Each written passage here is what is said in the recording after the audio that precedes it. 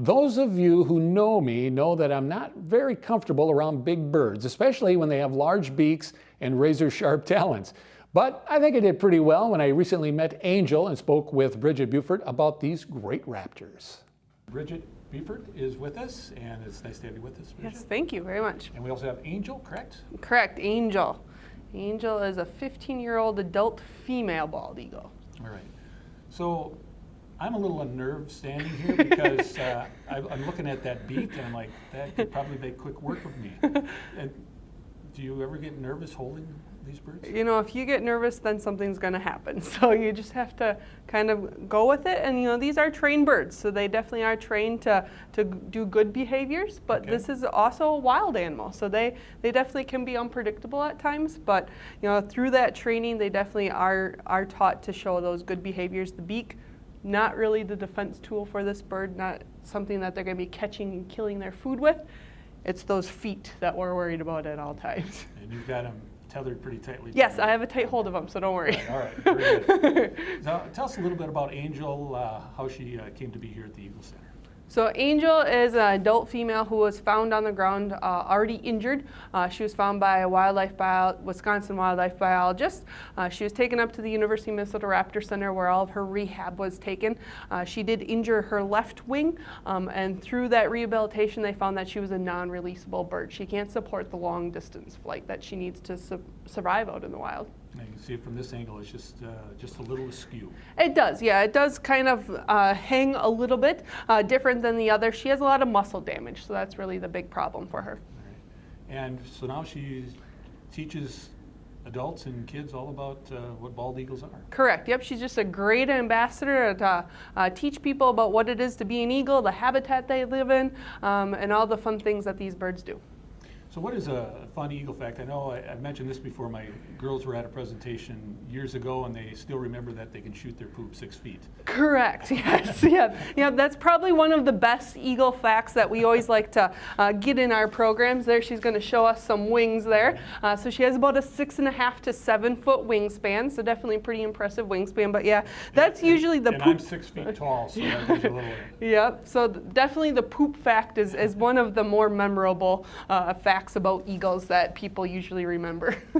Anything else that's maybe not as memorable that people might want to think about when they see eagles flying around? I mean, definitely this bird is known for their eyesight. That is how these birds are surviving. So, you know, if you had eagle eyes, you could read a newspaper from across the football field. So that is going to be no problem. So, you know, watching something running in a field from 2 to 3 miles away is going to be pretty easy for these birds. So eagle eye is definitely very, very true.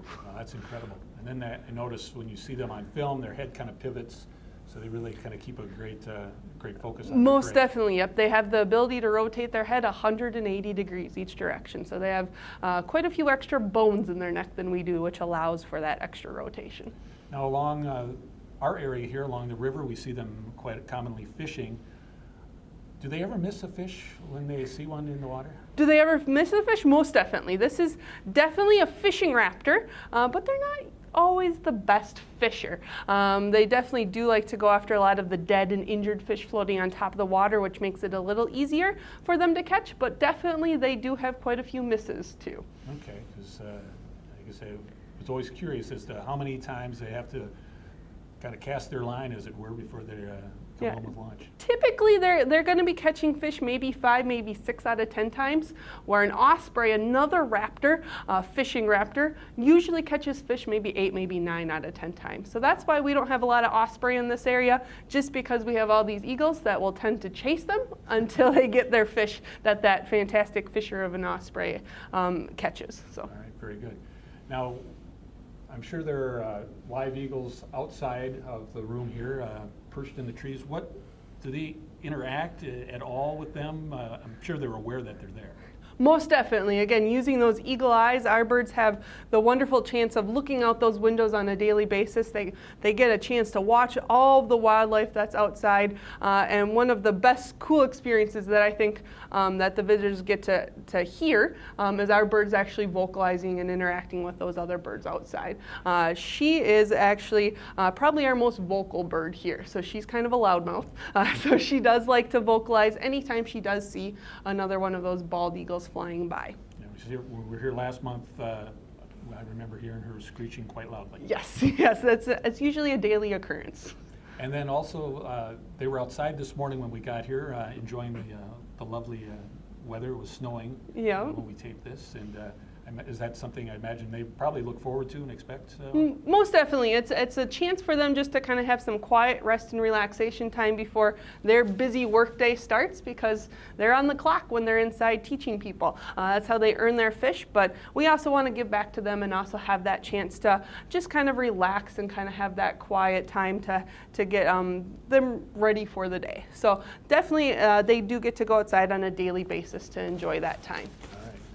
Looks like Angel's getting a little restless here, but Soar with the Eagles, we want to again mention that you can see Angel and all of her friends, and I'm trying to think, we've got Angel, we've got Columbia, we've got Harriet, we've got, was it Donald the Golden Eagle? Donald the Golden Eagle? Eagle? And I'm missing one. Washaka, our youngest bald eagle. Okay, and they're all going to be here waiting for you for Soar with the Eagles all throughout the month of March. So Bridget, thanks for coming in, and Angel, thank you for leaving my eyes intact today. Thank you very much. Now, the upcoming weekend is the final weekend of Soar with the Eagles at the National Eagle Center. If you'd like some program information, you can visit nationaleaglecenter.org.